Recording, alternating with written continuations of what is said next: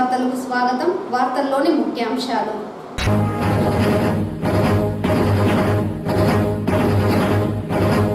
మామిడి రైతులకు న్యాయం చేయడమే రాష్ట్ర ప్రభుత్వ లక్ష్యం.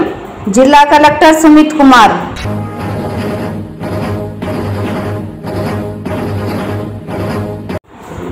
జిల్లా పరిధిలో అసాంఘిక కార్యకలాపాలకు అడ్డుకట్ట వేయడంతో డ్రోన్ల ద్వారా ప్రత్యేక నిఘా వ్యవస్థను ఏర్పాటు చేస్తున్నాం. జిల్లా SP Manikanta.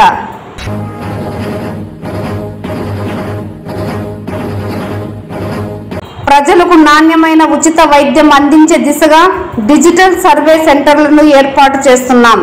DM and HO Sudharani వెల్లడి. వార్తల్లోని వివరాలు.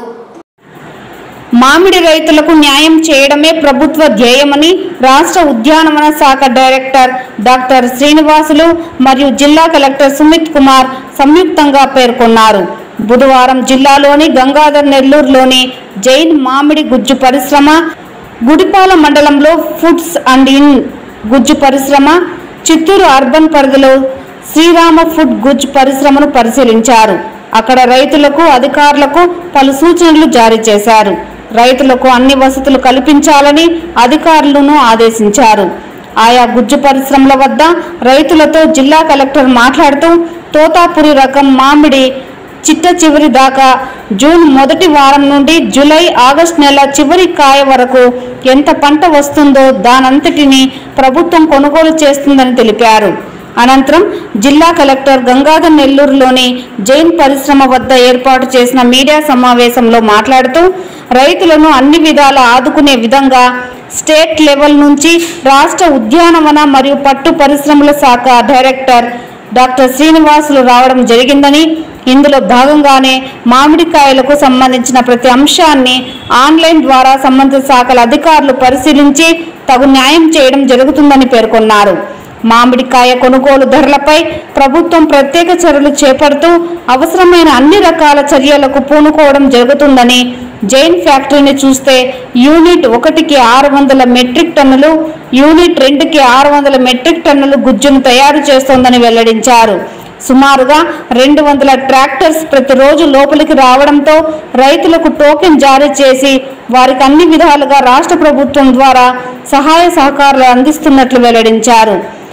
సుమారుగా జిల్లాలో 35% నుండి 40% హార్వెస్ట్ చేయడం జరుగుతుందన్న జిల్లా కలెక్టర్ జూన్ 30వ తారీఖు నాటికి 50% హార్వెస్ట్ చేసి రైతులకు న్యాయం చేసే దిశగా చర్యలు చేపడుతున్నట్లు వెల్లడించారు.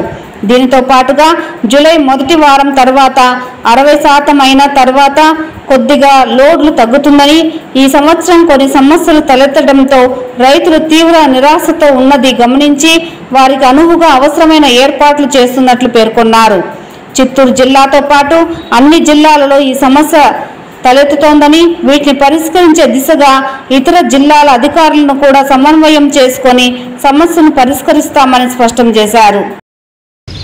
హార్వెస్టింగ్ కూడా పెరిగింది. మన పీక్ హార్వెస్టింగ్ స్టేజ్లో ఉన్నాము. సుమారుగా జిల్లాలో చూస్తే ఒక 35% నుంచి 40% హార్వెస్టింగ్ చేయడం జరిగింది.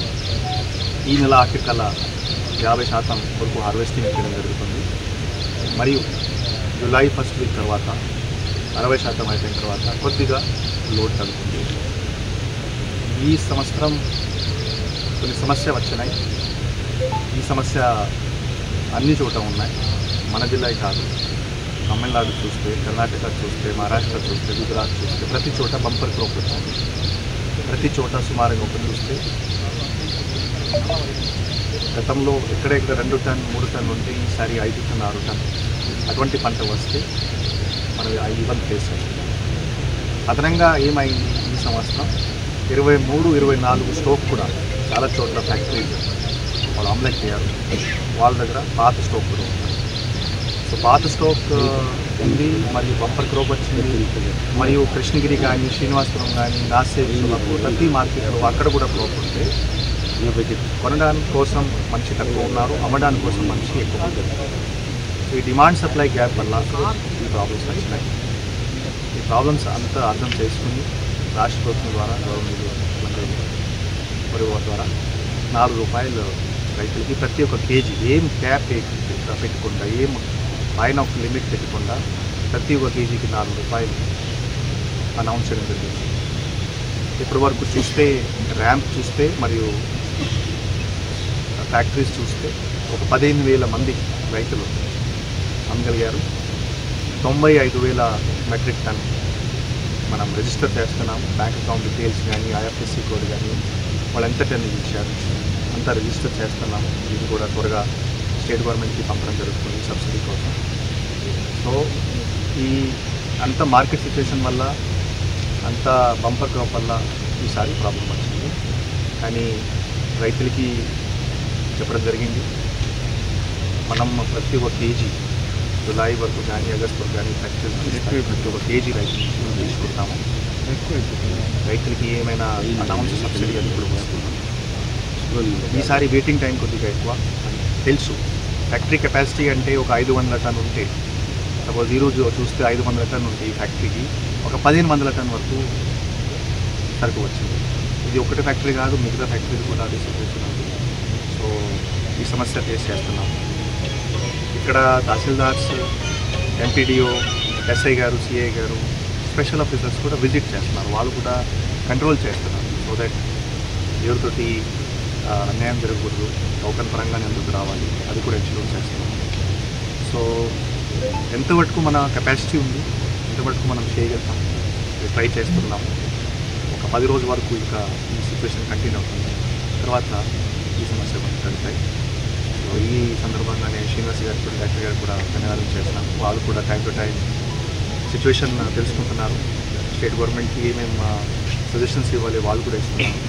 సో వాళ్ళు కూడా బేసిక్లీ ప్రతిరోజు వాలంటరీ స్టాఫ్ ద్వారా కూడా సిచ్యువేషన్ అర్థం చేసుకుని ఎట్లా చేయాలి, ఎట్లా ఫర్దర్గా చేయాలి. జిల్లా పరిధిలో అసాంఘిక కార్యకలాపాలకు అడ్డుకట్ట వేయడంతో పాటు డ్రోన్ల ద్వారా ప్రత్యేక నిఘా వ్యవస్థను పోలీస్ శాఖ ఆధ్వర్యంలో ఏర్పాటు చేయడం జరిగిందని జిల్లా ఎస్పీ మణికంఠ తెలిపారు. బుధవారం చిత్తూరు నగరంలోని పోలీస్ శాఖ కార్యాలయంలో జిల్లా ఎస్పీ ఆధ్వర్యంలో సైబర్ క్రైమ్ నేరగాళ్ల ఉచ్చులో ప్రజలు పడకుండా ఉండేందుకు అవగాహన కార్యక్రమాలను నిర్వహించారు. ఈ సందర్భంగా జిల్లా ఎస్పీ మీడియాతో మాట్లాడుతూ చిత్తూరు నగరంలో అసాంఘిక కార్యకలాపాలను అణిచివేసే దిశగా డ్రోన్ల సహాయంతో ఇప్పటికే నిఘా వ్యవస్థను పటిష్టం చేయడం జరిగిందని, ఇందులో భాగంగానే సిబ్బంది కూడా డ్రోన్ల నిర్వహణపై ప్రత్యేక శిక్షణ కార్యక్రమాలు ఏర్పాటు చేశామని పేర్కొన్నారు. దీని ద్వారా జిల్లా పరిధిలో జరుగుతున్న అసాంఘిక కార్యకలాపాలపై ప్రత్యేక దృష్టి సారించడంతో పాటు నియంత్రణ చేసేందుకు వీలుగా ఉంటుందని, అంతేకాకుండా జిల్లా పరిధిలో ఎక్కడైనా నేరాలు జరిగితే వాటిని గుర్తించేందుకు డ్రోన్లు ఎంతగానో ఉపయోగపడతాయని తెలిపారు. ప్రధానంగా సభలు, ర్యాలీలు, ట్రాఫిక్ కంట్రోల్, అటవీ పర్యవేక్షణ, మద్యం తయారీ వంటి వాటిని నియంత్రించేందుకు డ్రోన్లు ఎంతగానో ఉపయోగపడతాయని తెలిపారు. వీటితో పాటుగా నగరంలో ఎక్కడైనా మర్డర్లు, రాబరీ, ప్రాపర్టీ, వాహనాల దొంగతనం తదితర వాటిని ఛేదించేందుకు డ్రోన్లు ఉపయుక్తంగా ఉంటాయని, ఇందులో భాగంగానే డ్రోన్ల వినియోగంపై పోలీస్ శాఖ సిబ్బందికి ప్రత్యేకంగా ట్రైనింగ్ అందజేయడం జరిగిందని స్పష్టం చేశారు. ప్రజలు ప్రతి ఒక్కరూ కూడా నేరాల నియంత్రణకు వారి ఇళ్ల వద్ద సీసీ కెమెరాలను ఏర్పాటు చేసుకోవాలని ఈ సందర్భంగా ఎస్పీ పిలుపునిచ్చారు.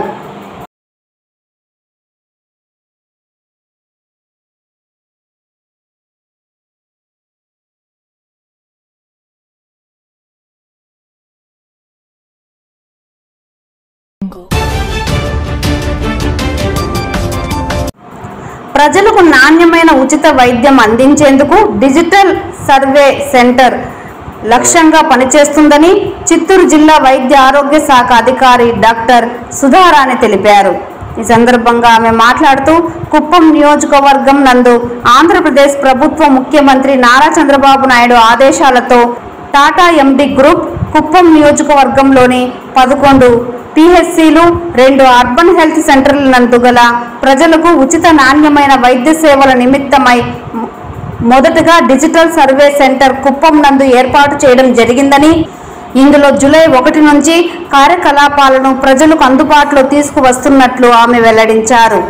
ఈ కార్యక్రమం ముఖ్య ఉద్దేశం గ్రామీణ ప్రజలకు వైద్య ఆరోగ్య సేవలు అత్యంత సులువుగా, అత్యంత వేగంగా నాణ్యమైన ఆరోగ్య సేవలు అందించడమేనని తెలిపారు. ఈ కార్యక్రమం ప్రధాన ఉద్దేశం ప్రజలకు ఆధార్ కార్డు లాగా ఆబా ఐడి కార్డు ఇవ్వడం.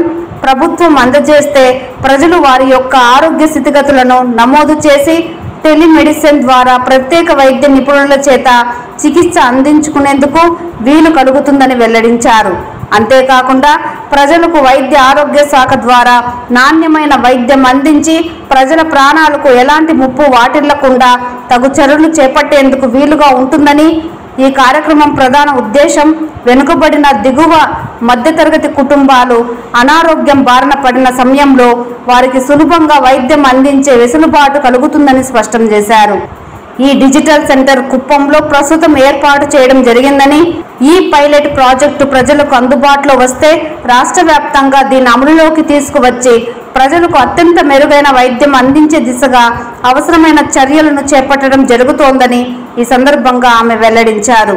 గూగుల్ని చూసుకునేదానికి ఇటువంటి ఇన్ఫర్మేషన్ కూడా ఇవ్వడం జరిగిన తర్వాత వాళ్ళు సంబంధిత పిహెచ్సికి వెళ్ళడానికి ఏదైతే డేట్ని వాళ్ళు ఇష్టపడతారో ఆ డేట్కి ఆ కన్సర్న్ డాక్టర్తో అపాయింట్మెంట్ తీసుకోవడం జరుగుతుంది. అది కూడా టాటా ఎండి వాళ్ళే తీసుకుంటారు. అలాగా అపాయింట్మెంట్ తీసుకున్నప్పుడు ఆ సంబంధిత పిహెచ్సి యొక్క అరీనాలో ఉండేటటువంటి పేషెంట్ కేర్ కోఆర్డినేటర్ అని ఒక పర్సన్ ఉంటారు.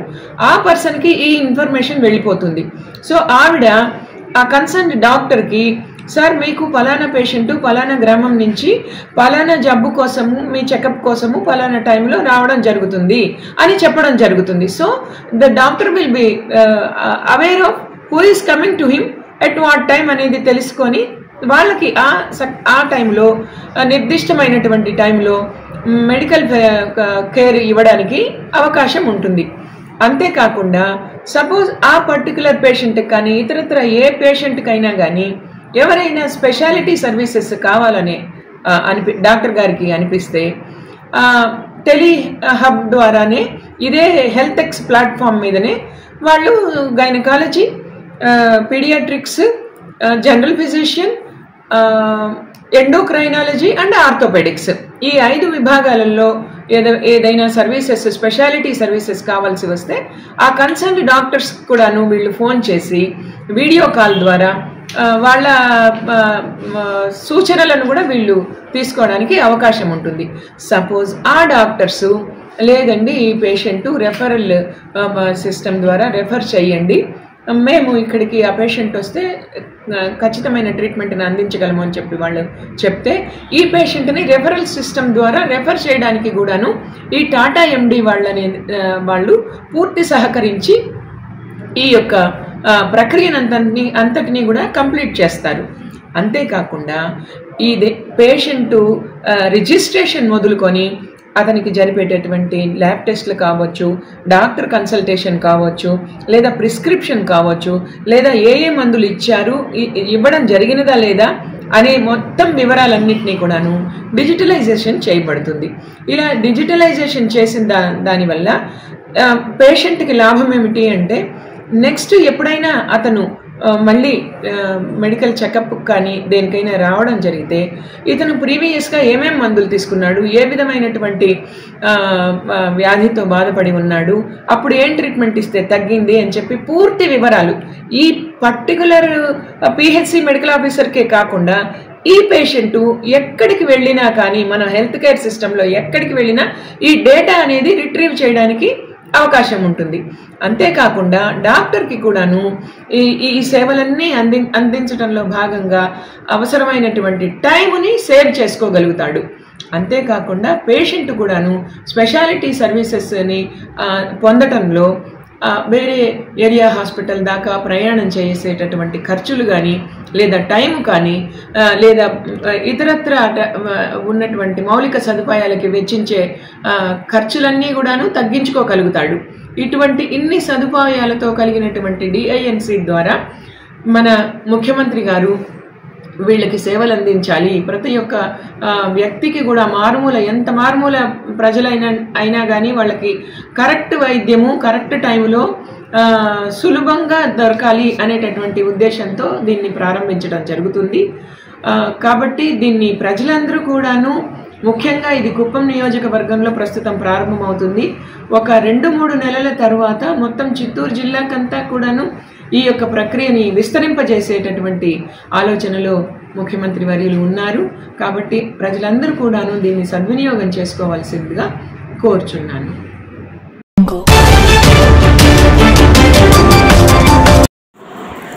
చిత్తూరు నగర అభివృద్ధికి ప్రజల భాగస్వామ్యం అవసరమని ఏసీపీ నాగేంద్ర పిలుపునిచ్చారు. నగరంలో హైరోడ్డు విస్తరణలో భాగంగా బుధవారం కట్టమంచుల రోడ్డుని ఆక్రమించుకున్న వాటిని జిల్లా కలెక్టర్ ఎమ్మెల్యే గురుజాల జగన్మోహన్ మార్గనిర్దేశంలో కమిషనర్ నరసింహప్రసాద్ ఆదేశాల మేరకు నగరంలోని ప్రధానమైన హైరోడ్డు విస్తరణ పనులు వేగంగా జరుగుతున్నాయని, ఇందులో భాగంగా రోడ్ల విస్తరణ పనులు శరవేగంగా చేపడుతున్నట్లు వెల్లడించారు. కట్టమంచి ప్రాంతంలో భవన ప్లాన్ అప్రూవల్ పొందేటప్పుడు చిత్తూరు నగరపాలక సంస్థకు రాసిచ్చిన స్థలమును, రోడ్డును ఆక్రమించుకున్న వాటిని, అనధికార బోర్డులను జేసీబీ సహాయంతో తొలగించడం జరుగుతోందన్నారు. రోడ్డు విస్తరణలో స్థలం కోల్పోయి ఇంటి యజమానులకు ఎలాంటి ఇబ్బంది తలెత్తకుండా అవసరమైన టీడీఆర్ బాండ్లను ఏర్పాటు చేశామని, దీనితో పాటుగా వారికి అవసరమైన నష్టపరిహారాన్ని కూడా అందించే విధంగా రూపకల్పన అధికారుల సమక్షంలో చేపట్టడం జరిగిందని, భవన యజమానులు ఎలాంటి భయాందోళనకు గురి కాకుండా చిత్తూరు నగర అభివృద్ధికి తమ పూర్తి సహాయ సహకారాలు అందించాలని పిలుపునిచ్చారు. ఈ కార్యక్రమంలో టీబీపీఓలు, ప్రణాళిక సిబ్బంది పాల్గొన్నారు.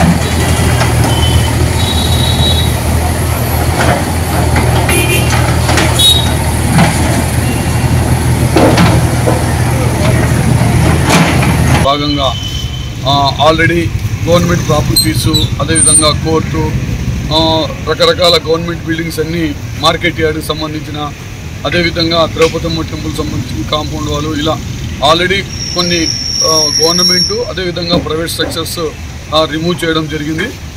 గౌరవ కలెక్టర్ గారు, అదేవిధంగా ఎమ్మెల్యే గారు, మేయర్ మేడము, మా కమిషనర్ గారు ఇన్స్ట్రక్షన్స్ ప్రకారము ఎవరైతే మనకు విల్లింగ్ ఉన్నారో ఫస్ట్ వాళ్ళ దగ్గర విల్లింగ్నెస్ ఫార్మ్స్ తీసుకొని, ప్రైవేట్ స్ట్రక్చర్స్ కూడా అంటే వేకెంట్ ఉన్న సైట్స్ అన్నీ రోడ్ వైడనింగ్ వాళ్ళని రిక్వెస్ట్ చేయడం జరుగుతూ ఉంది. అదేవిధంగా మేము ప్లాన్స్ అయితే అప్రూవల్ ఇచ్చేటప్పుడు ఈ కట్టమంచి నుంచి వెంకుస కళ్యాణపురం నుంచి మనకు కలెక్టరేట్ వరకు ఆల్రెడీ అప్రూవల్స్ ఇచ్చాము. అప్రూవల్స్ ఇచ్చేటప్పుడు 100 ఫీట్ రోడ్ వైడనింగ్ అండర్టేకింగ్ ద్వారా కానీ, లేకపోతే మాస్టర్ ప్లాన్ గిఫ్ట్ డీడ్ అంటే రిజిస్టర్డ్ గిఫ్ట్ డీడ్ ద్వారా చేసిన బిల్డింగ్స్ అన్నీ ఆ కన్సర్న్ ఓనర్స్కి నోటీసెస్ అయితే ఇచ్చాము. ఆల్రెడీ మీరు మాకు మున్సిపాలిటీకి అట్ టైమ్ ఆఫ్ అప్రూవల్లో రోడ్ వైడనింగ్ రిజిస్టర్ చేయించారు, అదేవిధంగా అండర్టేకింగ్ ఇచ్చారు. కాబట్టి ఆ పోర్షన్ని ఏదైతే మాకు హ్యాండ్ ఓవర్ చేశారో ఆ పోర్షన్ను మేము తీసుకుంటామని వాళ్ళకందరికీ లెటర్స్ ఇవ్వడం జరిగింది. కొంతమంది స్పందించి వాళ్ళ సైట్లో ఎక్కడైతే మనకు రోడ్ వైడనింగ్ ఇచ్చారో రిమూవ్ చేసుకోమని చెప్పడం కూడా జరుగుతూ ఉంది. దాంట్లో భాగంగానే వెంకుస కళ్యాణం దాదాపు 300 ఫీట్ ఆ స్ట్రెచ్లో ఉన్న వెంకుస కళ్యాణం కాంపౌండ్ వాళ్ళని స్టార్టింగ్లో ఒక ఓనర్స్కు కన్విన్స్ చేసి రిమూవ్ చేయడం జరిగింది. అదేవిధంగా దానికి ఆపోజిట్లో ఉన్న దాదాపు 300 ఫీట్ కాంపౌండ్ అదే సైట్ని మేము ఓనర్స్ కన్విన్స్ చేసి చేయడం జరిగింది. మొదటిగా స్టార్టింగ్ వెంకుస కళ్యాణం నుంచే కాబట్టి అందరూ కూడా అక్కడి నుంచి ఒక్కొక్కరిని కన్విన్స్ చేసుకుంటూ చేస్తున్నాము. అదేవిధంగా ఈ రోడ్డు వైడనింగ్ ఒక్కరి కోసం కాదు, మన ప్రజలందరి కోసము. అన్ని ఊర్లలో రోడ్డు వైడనింగ్ జరిగింది. మన చిత్తూరులోనే widening main road approach road సరిగ్గా లేకపోవడం వల్ల ప్రతిరోజు ఎర్లీ మార్నింగ్ కట్టమంచిలో ట్రాఫిక్ జామ్ అవుతుంది. అదేవిధంగా విష్ణుభవన్ దగ్గర ట్రాఫిక్ జామ్ అవుతుంది. గ్రీన్స్పేట్లో ట్రాఫిక్ జామ్ అవుతుంది. చాలా ప్రాబ్లమ్స్ ఉన్నాయి. కాబట్టి దయచేసి అందరూ ఓనర్స్ కూడా సహకరించాలి. ఎందుకంటే ఒక్కసారి ఈ రోడ్డు వైడనింగ్ ఏంటంటే చిత్తూరులో యాక్సెస్ బాగా ఉండి భయంకరంగా ట్రాఫిక్ ప్రాబ్లం లేకుండా బాగా డెవలప్ అవడానికి మనకు ఉంటుంది. కాబట్టి అందరూ కూడా గౌరవ ఎమ్మెల్యే గారు, కలెక్టర్ సారు, అదేవిధంగా కమిషనర్ గారు, మేయర్ అందరూ మా కౌన్సిల్ కూడా ఈ రోడ్ వైడనింగ్ చేయాలి అనే నిశ్చయంతో ఉన్నారు. కాబట్టి దయచేసి అందరూ కూడా ఎవరైతే వేకెంట్ సైట్ ఉన్నారో గవర్నమెంట్ ప్రాపర్టీస్ కాకుండా మాకు గిఫ్ట్ డీడ్ అండర్టేకింగ్ ఇచ్చిన వాళ్ళు కాకుండా వేకెంట్ సైట్స్ ఉండి ఏ బిల్డింగ్ స్ట్రక్చర్ ఎఫెక్ట్ కాని వాళ్ళు కూడా దయచేసి ఈ రోడ్ వైడనింగ్ అందరూ సహకరించాలని అందరినీ కోరుకుంటున్నాం. దీంట్లో భాగంగానే ఆల్రెడీ మన దుర్గమ్మ టెంపుల్ నుంచి కలెక్టరేట్ వరకు న్యూ కలెక్టరేట్ వరకు 1.5 కిలోమీటర్స్ స్ట్రెచ్ రెడీ చేశాము. అదేవిధంగా మా గంగినేని పార్క్ సంబంధించిన కాంపౌండ్ వాళ్ళు దాదాపు 600 ఫీటు రిమూవ్ చేయడం జరిగింది. అదేవిధంగా కోర్టుకు సంబంధించిన 900 ఫీటు హైకోర్టు వాళ్ళలో సంప్రదించి కమిషనర్ గారు, మేము ఎమ్మెల్యే గారు అందరూ రిక్వెస్ట్ చేసుకొని అది కూడా ప్రాసెస్ జరుగుతూ ఉంది. కాబట్టి అందరూ కూడా కోర్టు భవనము, అదేవిధంగా మున్సిపల్ స్కూల్స్, పార్క్స్ ఏమేమి ఉన్నాయో, మార్కెట్ యార్డు, అదేవిధంగా ఎండోమెంట్ సైట్స్ ఏమేమి ఉన్నాయో అన్నీ క్లియర్ చేస్తూ ఒక్కొక్కటి వస్తున్నాము. దయచేసి ప్రైవేట్ యజమానులు కూడా కొంచెం మన ఊరు డెవలప్మెంట్కు అందరూ సహకరించాల్సిందిగా కోరుతున్నాం.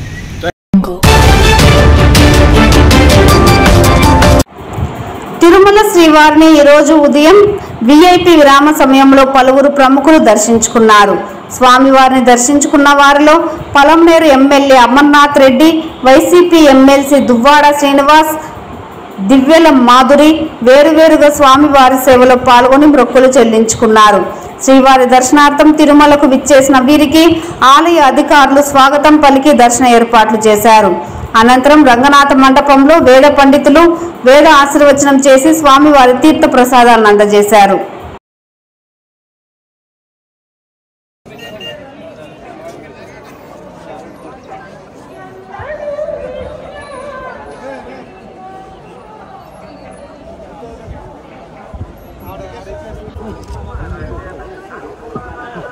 మొక్కర పైకెత్తండి.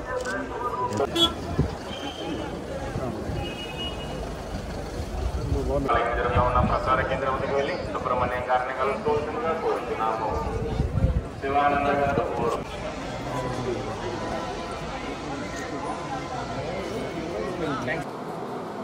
ఈ వార్తలు ఇంతటితో సమాప్తం. నమస్కారం.